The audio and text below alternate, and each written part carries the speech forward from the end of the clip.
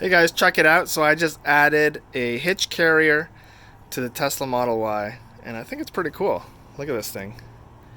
So it is pretty sturdy. It says it can handle something like, I forgot, maybe 400 pounds, something like that. And it attaches here at the 2-inch receiver. Got some reflectors.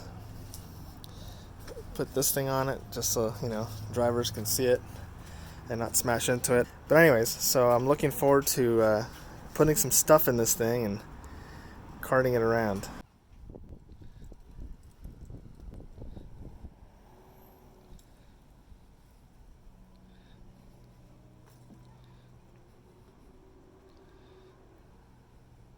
Make sure that you have trailer mode set to on.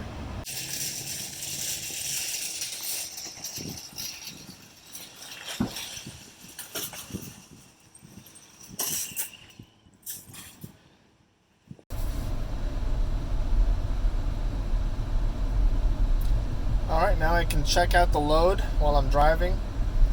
This is a really good feature on the Tesla, is that it allows you to look at what's going on behind your Tesla.